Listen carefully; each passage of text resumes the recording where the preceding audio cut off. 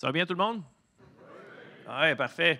Excellent. On va avoir du fun pour la prochaine heure. On a une belle petite présentation pour, dans le fond, vous expliquer un petit peu certains principes côté fiabilité, l'implantation de la fiabilité chez vous en utilisant des données.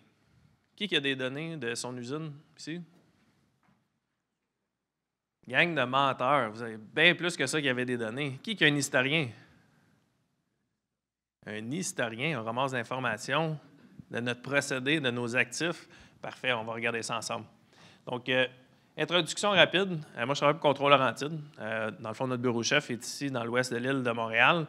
On a, dans le fond, 6 bureaux. On a un bureau à Saint-Jean-Nouveau-Brunswick, un bureau à Chicoutimi, Halifax, Saint John's et puis à Shawinigan. On est partenaire d'Impact Emerson. C'est pour ça, dans le fond, qu'on a le partenariat aujourd'hui. Les gens, on a Nedal et Rob qui sont ici avec nous. Puis, on est 100% détenu par nos employés. Donc, nos employés sont actionnaires de Laurentide. On est ici pour le long terme. On veut s'assurer la pérennité de notre entreprise. Puis, on fait ça en étant capable, dans le fond, d'aider l'industrie à prospérer dans l'Est du Canada. C'est notre vision, notre mission, c'est notre objectif. La manière qu'on fait ça, dans le fond, on vous aide à améliorer la production en qualité de produit, en rendement, en disponibilité, en efficacité et aussi au niveau santé, sécurité et environnement, tout en étant capable, dans le fond, de réduire les coûts. Qu'est-ce qu'on a, dans le fond, chez Laurentide? On va faire ça là, très, très simple. On a différentes divisions chez nous, autant au niveau contrôle de procédé. Donc, quand on parle de valves, quand on parle d'instruments de mesure, quand on parle de système de contrôle, on a aussi tous les services d'installation mécanique, installation d'instrumentation électrique et aussi, très fier de ça, on a une équipe de fiabilité d'au-dessus de 200 personnes pour vous servir là, dans l'Est du Canada. On a, dans le fond, au-dessus de tout ça, la transformation numérique. Donc, on parle souvent de convergence, IT, outils, être capable de gérer l'information, utiliser différentes plateformes. C'est qu'est-ce qu'on aide nos clients à faire à tous les jours. Donc, rapidement, Emerson, fondé en 1890 à Saint-Louis, au-dessus de 83 000 employés au travers le monde et 200 installations manufacturières. Donc, effectivement, il y a des challenges à tous les niveaux. On veut parler avec vous, dans le fond, de différentes solutions qui sont disponibles. On parle de 16 milliards de ventes en 2020, puis au-dessus de 20 000 brevets aussi à travers le monde. Donc, si on passe maintenant du côté d'Aspen Tech, pour ceux et celles qui connaissent le MIT, il y a eu un projet Aspen dans les années 70-80, puis en 1981 est né Aspen Tech, dans le fond, un spin-off du MIT. Maintenant, là, au travers de plusieurs acquisitions, Aspen compte plus de 3 700 employés au travers de 41 pays, 62 bureaux. Donc, comme je parlais tantôt, au-dessus de 40 ans d'innovation. Quand on parle de systèmes de simulation, de plateformes, dans le fond, côté fiabilité, simulation, aussi du côté production, d'optimisation, de contrôle avancé, puis différents partenaires, dont Contrôles Laurentide et Emerson. Donc, Emerson a acquis 55 d'Aspen Tech pour être capable, dans le fond, de délivrer des technologies optimales, des plateformes intégrées. Emerson a beaucoup de force là, quand on parle du côté livraison, technique, programme et processus. Puis avec les plateformes d'Aspen Tech, dans le fond, on vient jumeler le tout pour avoir une offre encore plus solide au niveau performance d'actifs, au niveau consultation, d'ingénierie et de services. Donc, on va passer aux choses plus tangibles. Si on regarde aujourd'hui l'évolution des différentes technologies numériques, je pense que tout le monde va être d'accord, ça s'accélère à un rythme quand même assez incroyable. Si on regarde là, du nouveau des technologies qui sont adoptées de manière qu'on dit mainstream, qui sont adoptées là, par plusieurs, on parle, par exemple, d'inspection manuelle. Si on parle de systèmes automatisés, si on parle, dans le fond, de contrôle, si on parle aussi de capteurs sans fil, je pense qu'on est d'accord, c'est déployé à bon escient dans plusieurs entreprises, dans plusieurs industries. Mais plus on monte, dans le fond, plus on voit, il y a quand même beaucoup de technologies qui vont être adoptées dans les prochaines années aussi. Il y a beaucoup de défis au niveau main-d'œuvre, beaucoup de défis côté environnement, dont la technologie peut nous aider. Puis le message que je veux vous lancer là-dedans, c'est qu'il ne faut pas attendre pour adopter les technologies. Okay? Si on regarde là, au niveau des 30 pays les plus développés, on est 27e au niveau de l'adoption, par exemple, de l'intelligence artificielle. Pas trop fier de ça. Pourtant, au Canada, même au Québec, on développe de la main-d'œuvre absolument incroyable du côté technologique, du côté intelligence artificielle. Pourtant, on est les pires pour l'adopter. Qu'est-ce que ça va nous donner, dans le fond? C'est vraiment un retard pour les 30 prochaines années si on ne fait pas un changement maintenant. Si on n'adopte pas les technologies pour nous aider, pour être plus efficaces, ça va nous apporter encore plus de défis côté entreprise. C'est temps que ça change. Donc, toutes ces technologies-là, ça génère, et oui, vous l'avez deviné, des données. C'est bon? Donc, parlant de données, Nedal? Merci, Mario. Bonjour. Je m'appelle Nedal. Je parle un peu français, but it's not good for any business, so please allow me to do it in English. Typically, industrial enterprises, they have their operations consist of multiple plants with several process units that has hundreds of thousands of machines and assets, and each of them consists of millions of components. And in maintenance, you have to maintain this and manage it because it directly affects your performance, your quality, and the availability of the plant, plus also sustainability, right? So you have to maintain this, but this is not new. It's been there for years, for decades. What's new is the newer technologies that help you to step change or take your maintenance to the next level, such as AI and software solutions, or especially in AI and software solutions that help you to manage this. And if we look at the assets, all the companies have, or all industrial operations have most of these automation assets, valves, transmitters, also production assets like evaporators in pulp and paper, heat exchangers in refining, plus rotating machinery such as turbo machine, pumps, and motors. And also for the last few decades, they had connectors that connect the data that is collected from those assets. But what's new is what you see on the middle level and the upper level. If you look at asset information management, centrally managing the data that is coming from the assets down here, centrally managing it, ensuring that it's compliant with cybersecurity, ensuring that it's the protocols, the hundreds of protocols, industrial protocols, can speak to each other. Central management, IT loves that. How many people from IT here? 1, 2, okay. Good. So we can't talk about IT, but also, how many people here that, if you are in maintenance, you always have to go to IT if you are asking about software, adding new software? How many people have done that before? Yeah, obviously more people. Was it easy? C'était facile? Right. So this kind of solution helps to bridge the gap between IT and OT. Let the protocols speak to each other, and at the same time centrally managing that data fabric or industrial data lake, if you so. The other aspect that are here, there's risk management, simulation. What is the best for my production? Do I add more production line? When do I shut down a line?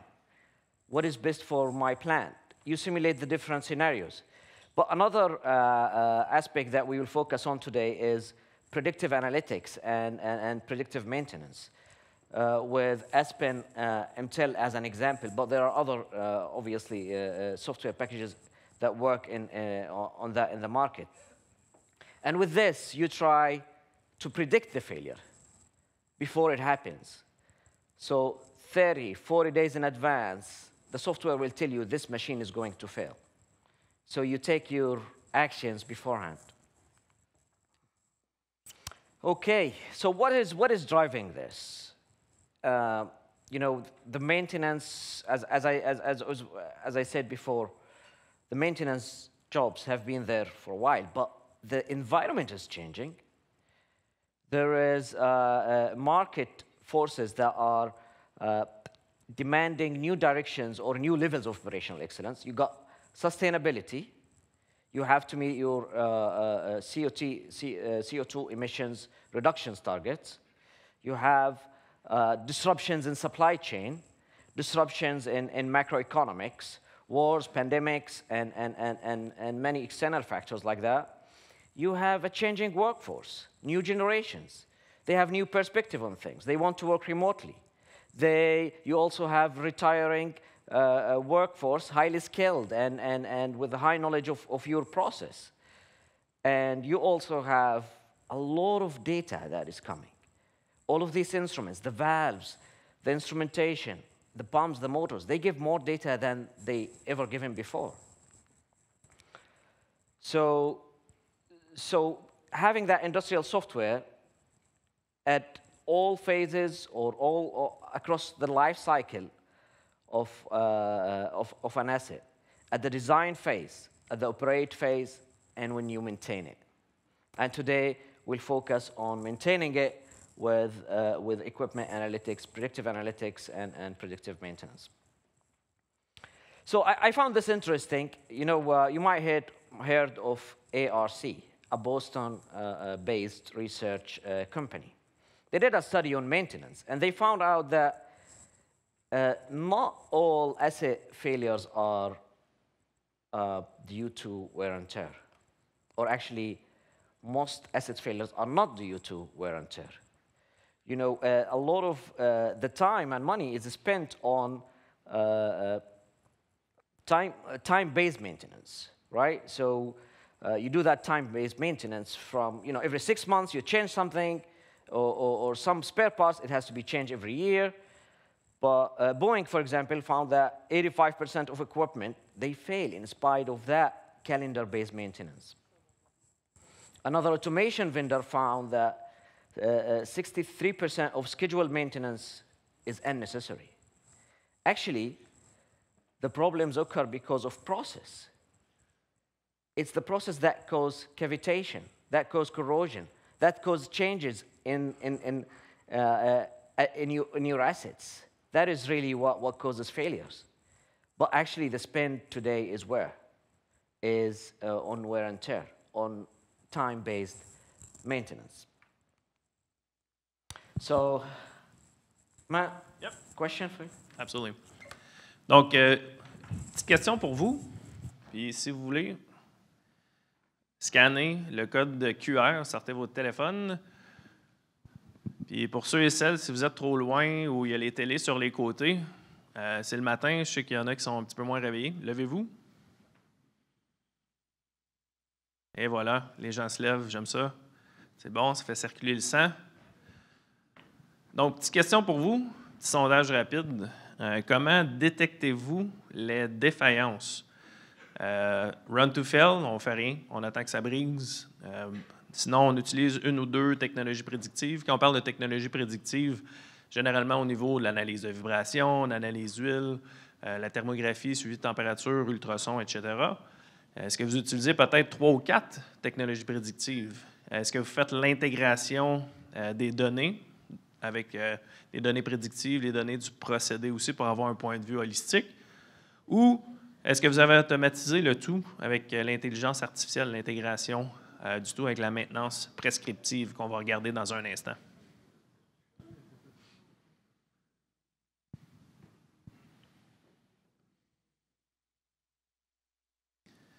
J'aime ça voir ça. Beaucoup de gens qui utilisent des technologies prédictives, beaucoup de gens aussi qui font des inspections visuelles ou inspections auditives. On écoute, on sent, on regarde, on utilise les 5 sens. Quelques-uns qui utilisent 3 ou 4 technologies ou plus. Puis un petit pourcentage, un petit 10% côté run to fail. Je suis content de voir ça. Quand j'ai commencé en 2006 en fiabilité, le terme fiabiliste en usine, ça n'existait pas beaucoup, très peu. Maintenant, aujourd'hui, on en voit de plus en plus. Puis ça témoigne aussi là, les gens qui utilisent les différentes technologies prédictives, qui font l'intégration ensemble. Beaucoup d'inspections visuelles aussi. C'est important de bien gérer ça, de centraliser l'information. Donc, comme on disait tantôt, juste avec les résultats qu'on voit, on a des données. Ces données-là, des fois, peuvent se retrouver dans différents silos.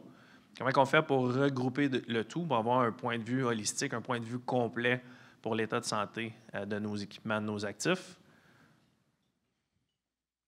Excellent. Donc, Rob va venir nous parler de ça à l'instant. Rob?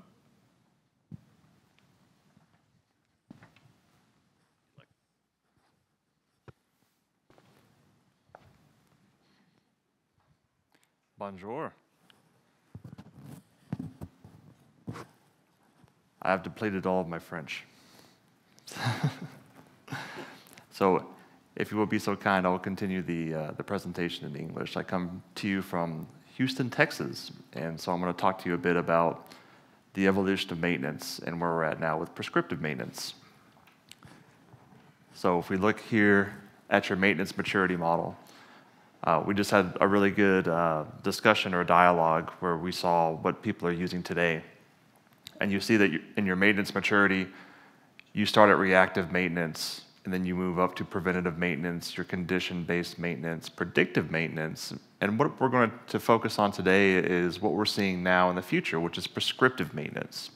And prescriptive maintenance is quite fascinating, really. So when you look at it, the concept is you're moving away from time-based, going out and looking at equipment and evaluating it on every 400 hours, doing these routes, and you're utilizing the best-in-class technology for your equipment to tell you when it needs to be worked on. And not only will it tell you when it needs to be worked on, it will tell you how long it has to a particular failure, and it can even give you prescriptive guidance. So your equipment can tell you, I need to be worked on, these are the actions that need to be taken, and I have roughly 40 to 50 days before I fail. And you can look at probability trends and charts, and you can do a lot of performance analysis. And so, as a little bit of background on this, prescriptive maintenance, as we've seen in industry, started and really hit the scene in about 2010. So in 2010, we really started seeing more and more mass adoption of these prescriptive maintenance platforms, something that we would call advanced pattern recognition technology.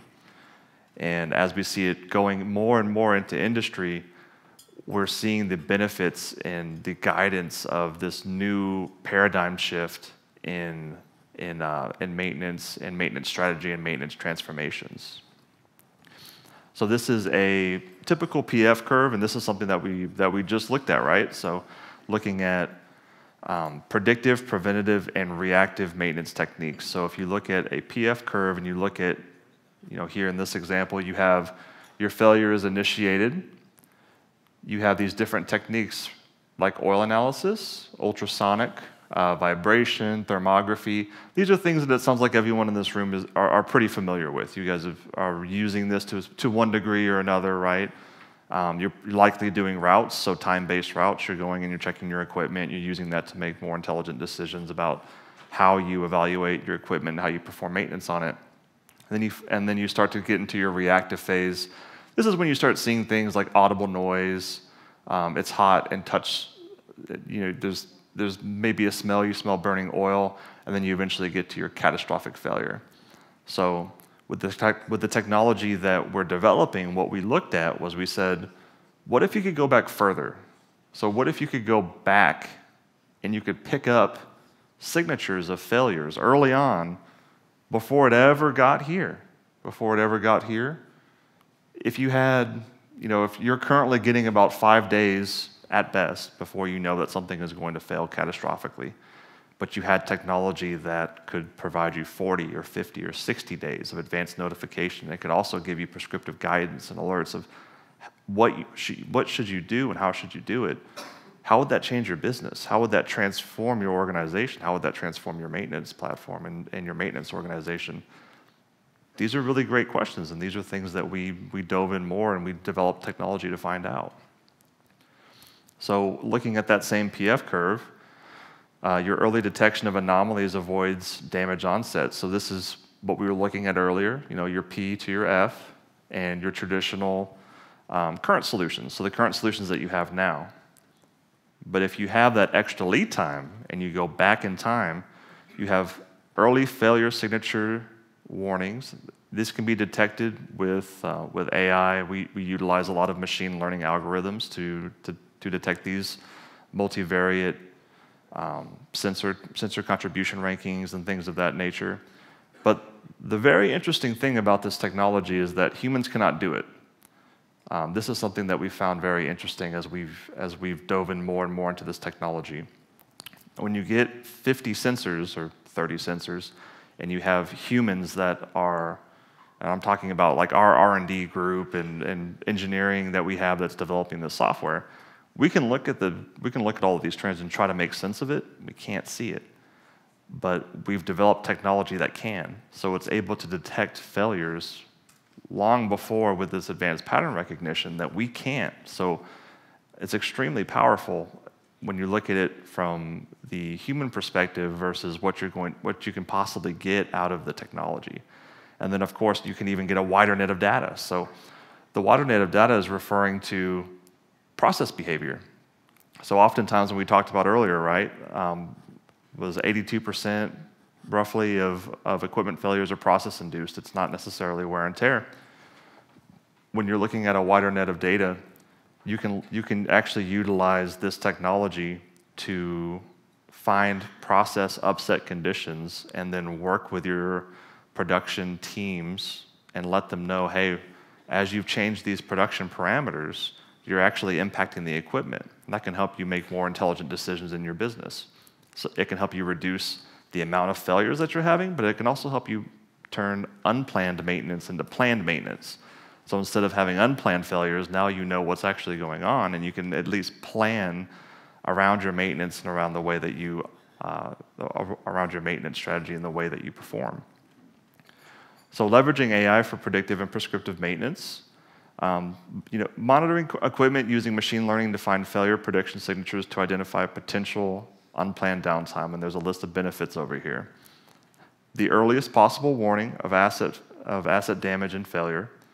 This enables your personnel. Here we have reliability engineers, but truth be told, this platform is developed so that many different people across your organization can easily learn how to use and deploy this software and rapidly build and scale autonomous agents that protect your assets throughout the plant and enterprise. And we'll talk about agents more very soon. It provides precise prescriptive guidance for mitigating alerts and avoiding incidents. It is self-learning and adapting over time. It does require some user input. So of course, if you get, say, a false alert, you need to put something into the system that says, hey, this is a normal operating condition. It will take that as a feedback loop, and then it will learn from that, and it will consider that normal from here on out. And then it complements your existing workflows and helps optimize your business processes. So some questions that I've gotten actually that are quite interesting are, people have asked, so is this like a CMMS platform, or are you guys competing with CMMS platforms? And the answer is no, we are not. This is not a CMMS platform. There are already industry leaders in that realm. So we work very closely with IBM. We work with Maximo. They're a partner of ours. We work with SAP and a lot of other CMMS platforms. So our goal is to be an analytics-driven platform that helps with workflow processes, but helps with maintenance optimization. As far as CMMS goes, we just want to integrate seamlessly with it so that it's a tool that creates an ecosystem for your business. And we have a question. Prochaine question pour vous. Combien d'entre vous utilisez l'intelligence artificielle pour augmenter votre efficacité? Donc, encore une fois, pour ceux et celles qui ne seraient pas logués avec Slido, petite question rapide. Donc, est-ce que vous l'utilisez, par exemple, pour le contrôle de qualité? Donc, il est super populaire. Des fois, c'est la reconnaissance d'images au niveau contrôle de qualité, regarder des soudures. Donc, vraiment, là, très utile. Oh, sur mon iPhone seulement, plusieurs. Il y en a, ça va être au niveau prédiction. Donc, comment prédire des ventes. Donc, si j'ai 50, 100, 200 différents produits, quels que je dois produire. Donc, si je fais des frigos, je fais des friteuses, je fais peu importe le produit, quel que je dois vendre l'année prochaine, donc quel que je fabrique, quel que je dois avoir un inventaire. On peut utiliser l'intelligence artificielle pour ça. On peut utiliser aussi pour la planification, l'ordonnancement de la production. On peut utiliser aussi l'intelligence artificielle au niveau fiabilité. Donc, prédire la durée de vie utile ou la durée de vie des actifs. Puis aussi au niveau du risque, au niveau de l'intégrité des actifs. Donc, quand on mesure, par exemple, des parois de réservoir, quand on mesure la corrosion, donc tout ce qui est relié au RBI, Risk-Based Inspection. Donc, beaucoup l'utilisent sur leur iPhone seulement. Pourquoi vous ne l'utilisez pas au travail? Juste une autre question complémentaire à celle-là. L'intelligence artificielle, des fois, on se dit « Ouf, hey, ça fait peur ». Peut-être ça fait peur, mais on l'a dans nos poches et on l'utilise. Donc, on voit beaucoup de gens, 2/3 des gens ici l'utilisent sur leur téléphone. Est-ce qu'il y en a qui ont essayé ChatGPT? À me lever? Peut-être 30-40% des gens ici. Savez-vous que c'est une plateforme gratuite? Savez-vous que l'intelligence artificielle peut vous aider? Fait que si c'est une plateforme gratuite, ça peut vous aider, puis vous ne prenez même pas le temps de l'essayer, juste pour le fun, peut-être un indice. Quand je parlais tantôt d'adoption, d'adopter la technologie, c'est important qu'on change cette habitude-là. C'est important qu'on bouge, c'est important qu'on adopte les différentes technologies qui sont autour de nous pour augmenter notre efficacité. C'est bon? Donc, on va parler un petit peu d'intelligence artificielle, comment ça s'applique du côté fiabilité, comment on peut l'intégrer ensemble. Rob?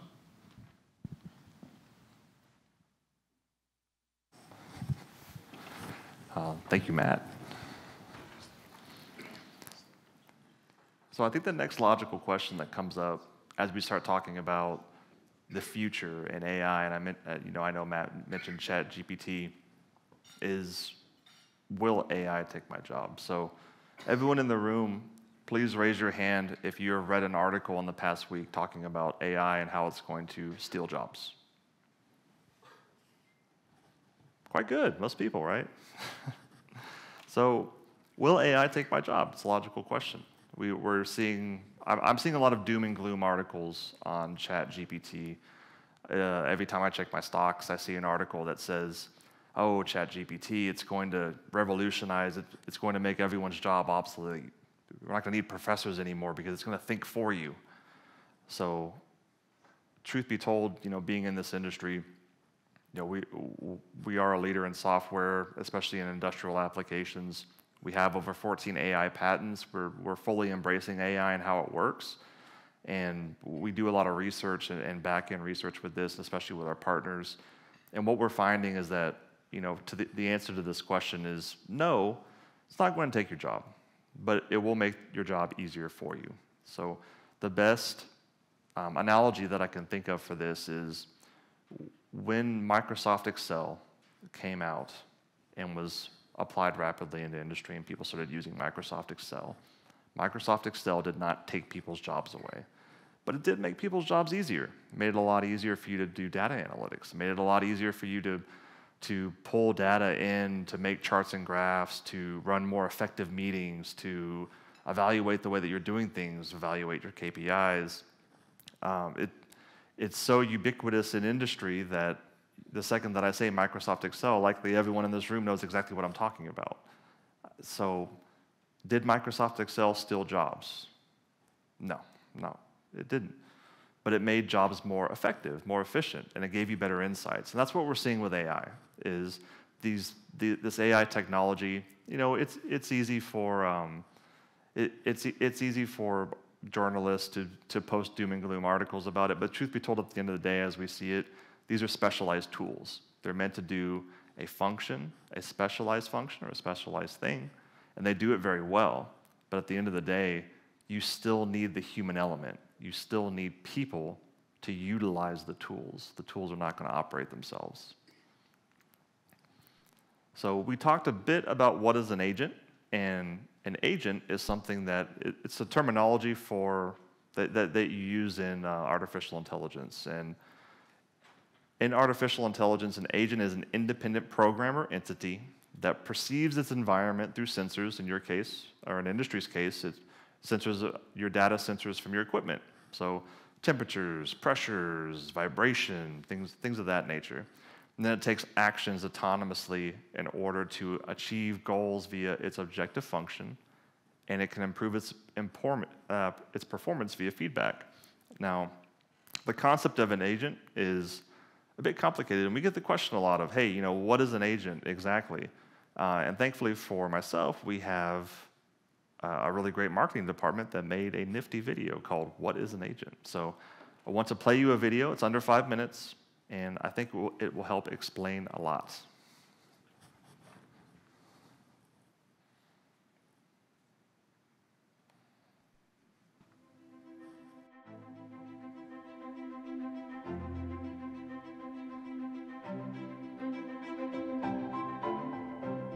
An agent is an automated software component that performs machine learning so you don't have to.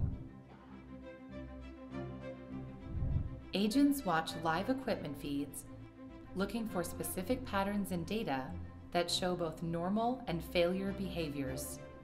They send notification alerts when changes in these specific behavior patterns occur.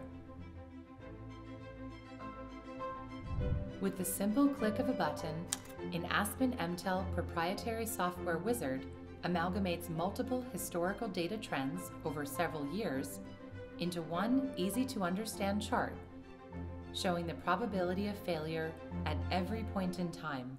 This chart is called a probability waveform. The wizard separates the chart into 4 pattern categories. Offline, indicating the equipment is shut down or not active. Failure, where changes in behavior lead up to a recorded event. Unexpected, changes in behavior not linked to a recorded event. And normal, where behavior coasts very close to 0 probability of failure. First, the wizard removes all offline activity. Then, the wizard looks for failure signatures, perceived as multivariate and temporal changes in behavior patterns that humans cannot see, leading up to a recorded work order event. The wizard creates a separate failure agent for each unique failure event that occurred. With a little human input, any remaining spikes and unexpected deviations from normal behavior can be categorized and then removed for treatment as deviations showing any new, normal changes in manufacturing process operations, or hidden failures showing actual degradation and failure. Any deviations from normal that cannot be identified are removed to keep the normal patterns precise. The wizard then creates hidden failure agents to watch for those specific hidden patterns that indicate unrecorded potential failures. Once offline activity, labeled failures, hidden failures, and deviations are removed, the purest form of normal behavior is all that remains. This includes all variations of normal for seasonal conditions, operating campaigns, batches, startups, shutdowns, etc. From this remaining data, the wizard creates an anomaly agent to very accurately detect and alert any changes from normal behavior. Once all the agents have been generated for a piece of equipment, they can be fine-tuned to offer the best results for prescriptive maintenance. Once agents have been trained from historical data, they are deployed to monitor live equipment feeds. An anomaly agent detects and labels all deviations from normal behavior as anomalies.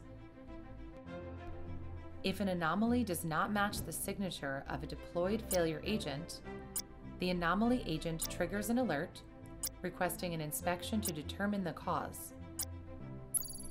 The result of the inspection will categorize the anomaly as either a new variation of normal or a new, never-seen-before failure pattern. If categorized as a new normal, action requires the pattern be added to the baseline of the anomaly agent. The agent will adjust automatically to the behavioral change, and no future false alerts will occur for this pattern. If categorized as a new failure, action requires immediately creating a new failure agent. If the behavior occurs again in the future, the failure agent will ensure it is recognized earlier and with greater accuracy. Now, with each new behavior that occurs, equipment increases its protection against breakdowns, safeguarding not only the equipment, but people and the environment. All with the simple click of a button.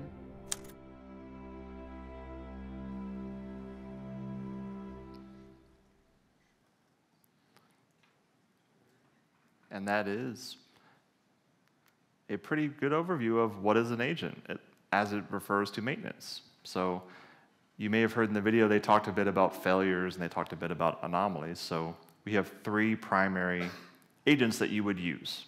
So the 3 primary agents are failure agents, rule-based agents, and anomaly agents. Failure agents will look at a signature from when you had a failure. So when you had a failure, we will program based off of when you were running normal, up to the point when you had a failure, all the way to when you went to the offline condition. And what that failure agent does is 24 hours a day, 7 days a week, 365 days a year. It is deployed out on that piece of equipment, and all it does is it is looking for those precise failure signatures. The second that it comes up, the second that it detects that that failure is going to start happening, it will immediately send you an alert. It will let you know what the failure was based on your inputs. So it will let you know what the failure modes and effects analysis is. So what the root cause of the last failure was, what you can expect, and what things that you can start doing now today to best plan for it. Anomaly agents are programmed based off of what is normal. So as you saw in the video, with an anomaly agent, you're programming based off of your normal operating conditions, the way that you normally run. And what it will do is it will alert you when you are running not normal. And that is important, especially for process deviations and process-related issues, because oftentimes you have failure on your equipment because something changed in your process. But it's very, very difficult to pinpoint what exactly that was, especially when you have process conditions that change sporadically, or you may not be in charge of your production department. So when you have process conditions changing, it's very difficult to put 2 and 2 together of what changes made this equipment start to fail. But with this technology, you actually see it very clearly in real time, and you have a lot of time to work with your production department, with your planning department, to make corrective actions and to deploy your maintenance strategy more effectively.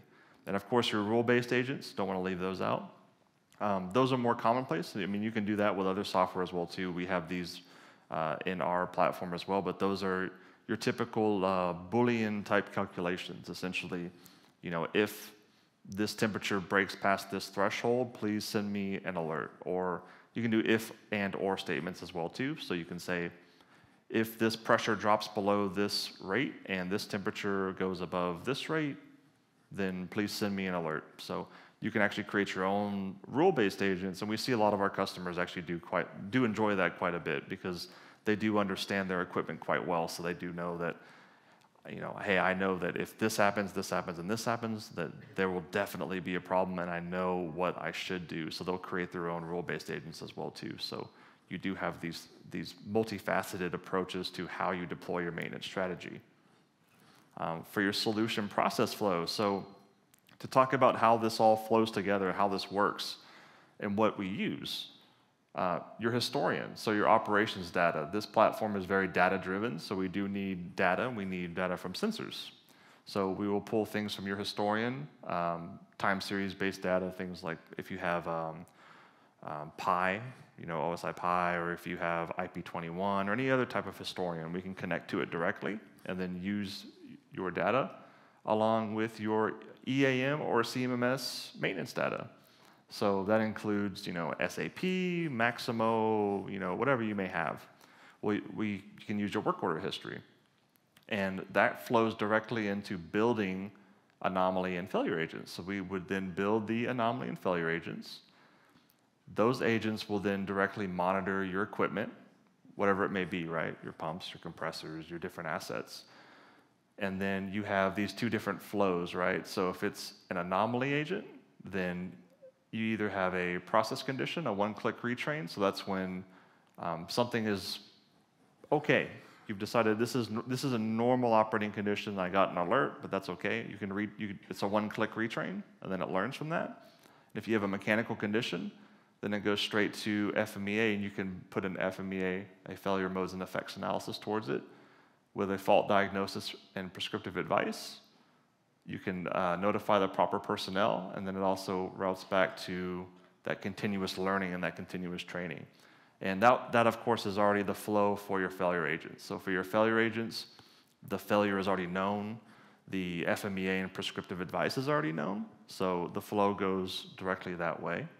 And there is a continuous learning that happens with the software from a little bit of user input.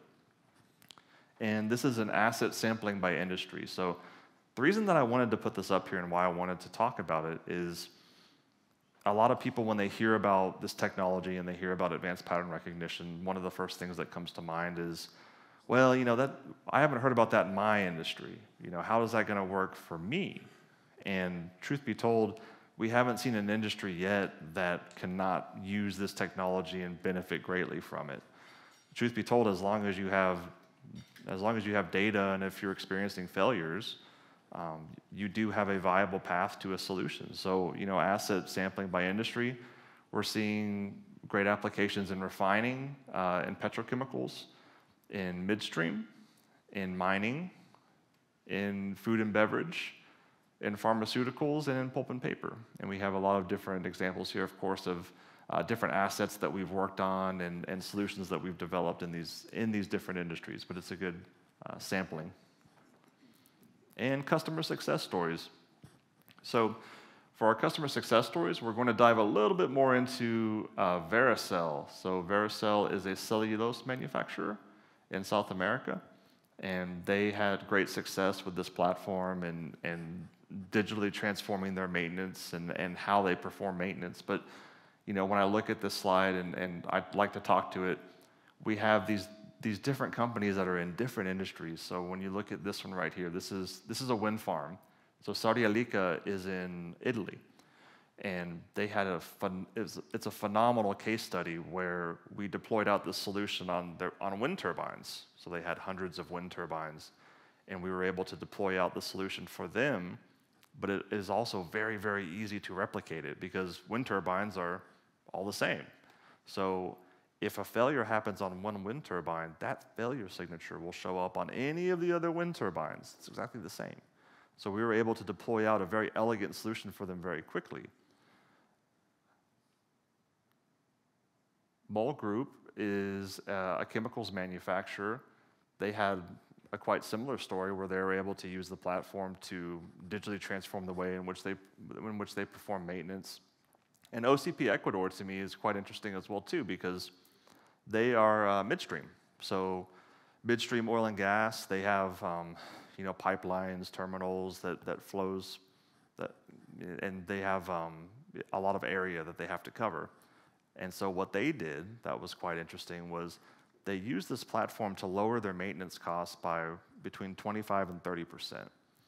But the way in which they did it wasn't necessarily all about just catching failures. A lot of it was optimizing their maintenance processes, because when they deployed out this solution and they found that they could get their equipment to tell them when they needed to go and work on it, that drastically reduced how much they had to send people out to go work on equipment, because they have pumps all over the place that are in relatively remote locations, applications. They had a lot of redundancy too, because if you're experiencing failures and you're out in the middle of nowhere, one simple solution is, add redundancy. Add another pump, add a third pump, and we'll just build off of that. And so they reduced their maintenance cost and their spares inventory drastically, just from deploying this solution. This is a quick snapshot of highlighted in pulp and paper, but this is millions of dollars a year in savings for pulp and paper customers, and this just focuses on primarily not only your process units but also the assets. So things like vacuum pumps, recovery boiler and fan, Primary screening, I don't need to go through all of these, I don't think, but if you're in the pulp and paper industry, you're probably quite familiar with a lot of these assets. And over here, it shows over 50 assets that we did in the last 2 to 3 years, over 100 specific equipment issues covered, and of course the dollar value delivered. But the fascinating thing here is that in pulp and paper, when I talk to customers, sometimes customers in pulp and paper will say, this is new technology to me. I don't know if this is going to work for us. But as we're speaking to pulp and paper customers now, some of the biggest ones in the world are already 2 years into this journey, where they're already deploying out solutions like this. It's not always necessarily us. Sometimes it's our competitors or somebody else that has a similar solution. But I think the focus in industry is that this is where it's going. It's going in the direction of advanced pattern recognition, in the direction of utilizing AI and this new technology to drive maintenance into that next phase from where we once were to where we're heading in the future. So for Vericel, to focus a bit on what they went through, direct quote from the industrial director there, AI and machine learning based Aspen Intel helped to improve margins through production loss avoidance. Early warnings from Intel have enabled better maintenance planning, reduced maintenance costs, and increased throughput to meet market demand. Aspen Intel is now an important part of our reliability risk management process. So you can see the challenges that they experienced here. So one of the things that was interesting was their existing solutions were not able to detect equipment failures early enough to maintain plant production. They were having a lot of lost production due to unplanned equipment outages. And detection up to 30 days in advance was required to satisfactorily plan for maintenance activities. So for them, a big struggle was to transform our maintenance, we need advanced lead time. We need a lot of lead time to be able to transform it. So with our solution, we use the power of data analytics to increase their availability, recover that lost production, and increase energy production. And we had success, very initial successful deployments in their vacuum pumps, primary screening and recovery boiler. FAN provided confidence to improve production capacity site-wide. And we were detecting impending failures up to 59 days in advance with the increased financial benefits. So that's something that was huge for them in their maintenance transformation is, and a question that I like to ask a lot is, if we can give you 60 days of advance notification that something bad is going to happen to your equipment, if we can look at your equipment and say, in 60 days, this critical piece of equipment is going to fail, what would you do differently in your operations? Would you, get with planning? Would you look for spare parts? Would you get people lined up, have the right people to work on it? Would you figure out a way to turn unplanned maintenance into planned maintenance so that you could keep your uptime as high as possible and you could keep your profits up? These are questions that as we dig in and as we ask them more, it's very fascinating to see the amount of business value and impact that you can drive with a platform like this. This is another example. It's very similar, but this is for metals and mining. And the main reason to show this is primarily just to focus on, again, the level of being industry agnostic. So we see that there's a wide range of industries that this platform is applicable to. So when you see metals and mining, 7 of the top 10 metals and mining customers have been served in the last 2 to 3 years of this platform. Over 250 plus specific equipment issues were covered and over 100 million in value is delivered. Metals and mining is, again, a phenomenal industry that can utilize technology like this because they have a lot of big assets, big equipment, and when they do have unplanned downtime and failures, it costs them a lot of money. So advanced analytics platforms like this can be extremely valuable. We have a question. Excellent. Petite question pour vous. Quel élément avez-vous besoin pour implanter un projet de fiabilisation? Donc, fiabilisation qui est quand même assez large. C'est un word cloud, dans le fond. Donc, je veux que vous mettez les mots pour vous si vous avez besoin de bâtir ou si vous êtes en train de bâtir un programme de fiabilité ou un projet de fiabilisation. On a besoin de différentes choses. On a besoin de différents outils, on a besoin des fois de l'accompagnement, on a besoin d'un roadmap, d'un chemin pour y aller, et ainsi de suite. Dites-moi, dans le fond, c'est quoi les éléments les plus importants pour vous? Puis vous pouvez en mettre plus qu'un. Donc, allez-y, mettez les items qui sont importants pour vous. Je veux qu'on regarde ensemble qu'est-ce que ça donne comme résultat. Aussi, juste pour supporter un petit peu qu'est-ce qu'on mentionnait tantôt, on a différentes études là, qui démontrent que la personne moyenne, donc personne normale, peut analyser en même temps 4 tendances, puis être capable de faire des bonnes relations, des bonnes corrélations, des choses qui font du sens. Par contre, c'est une personne. Une personne, est-ce qu'elle prend des breaks? Est-ce qu'elle doit être absente la fin de semaine, elle prend des vacances, rendez-vous chez le dentiste, les enfants sont malades, définitif. En plus de ça, si on a plusieurs points d'information pour un actif, on parle des fois de 10, 20, 30, 40, 50 tendances à regarder en même temps, c'est là où ça devient beaucoup plus complexe. On a besoin des outils pour être capable de nous faciliter le travail. Donc, si on regarde au niveau des éléments, il y a encore quelques participants aussi qui rajoutent de l'information. Je pense que c'est important de souligner les différents éléments qu'on retrouve. Première chose, des données fiables. Des données fiables. Donc, un des éléments, c'est sûr et certain, ça nous prend de l'information. Mais si on regarde des années antérieures, des transmetteurs intelligents, vous avez des transmetteurs de pression, transmetteurs de niveau, transmetteurs de débit, bien, c'est depuis les années 80 que les instruments sont intelligents. Il y a un niveau analytique à l'intérieur des instruments. Ils vous donnent leur état de santé, ils vous donnent des défaillances qui se passent sur l'instrument. Souvent, qu'est-ce qu'on voit en usine? C'est que vous n'utilisez pas l'information. Ce n'est pas qu'elle n'est pas disponible. Souvent, elle est disponible, soit qu'on ne la sauve pas, on ne la récolte pas. Les données, dans le fond, ça va être important. Un, de les agglomérer et aussi, comme on disait, les données, il faut leur faire confiance et s'assurer que ça vient de bonnes sources. Alors, on a aussi support de la direction, 100%. C'est n'importe quel projet d'amélioration, projet de changement. Les agents de changement, c'est sûr certain, ça va passer par le support de la direction.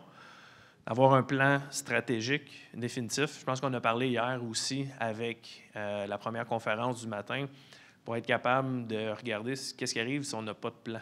On peut avoir des objectifs. Si on n'a pas de plan, il y a beaucoup de risques associés à ça. Quand on parle de capteurs définitifs, ça revient capteurs et données. Je pense que c'est des points qui viennent aussi se rassembler. Parce que quand on regarde ça, les capteurs vont nous donner des données, du data. Ça se peut qu'on n'ait pas tous les capteurs nécessaires. Des fois, il faut en rajouter un capteur ici, un capteur là. Absolument. Est-ce qu'on peut commencer avec qu'est-ce qu'on a, avoir des agents qui vont regarder l'information, puis au fur et à mesure, on peut rajouter des capteurs. On parlait de réseau sans fil tantôt.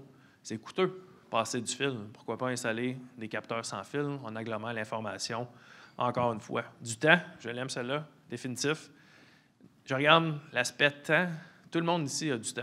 On choisit qu'est-ce qu'on fait avec notre temps. C'est là que ça devient des priorités.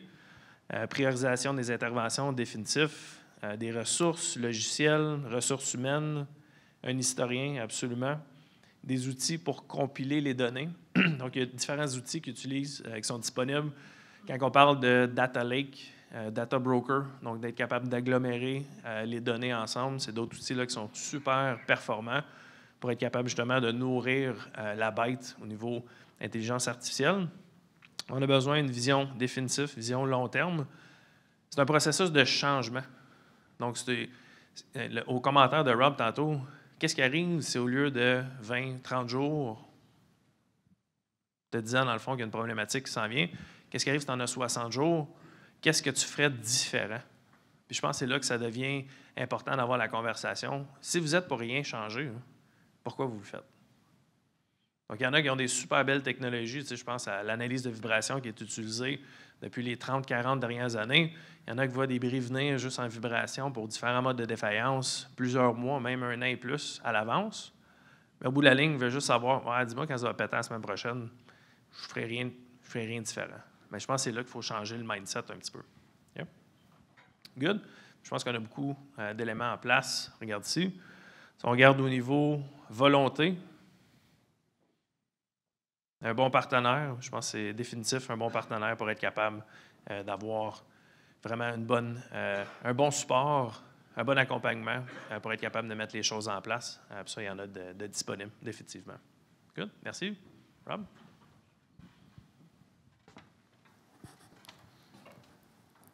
All righty. So, and self-service to full service, so the deployment model. So I think we just had a good discussion about what resources do you think that you would need to deploy out a solution like this? I think when we talk about things like AI and machine learning, there's a lot of thoughts that go through people's heads that are like, I don't have those level of resources. That's not something that I could do right now. We don't have the bright personnel. What you do need is you do need instrumentation. Essentially, you need data, right? So you need data from your equipment, and you need a data historian of some sort, or a way at least that we can get access to data. And then you need an EAM or CMMS system so we can get access to work order history.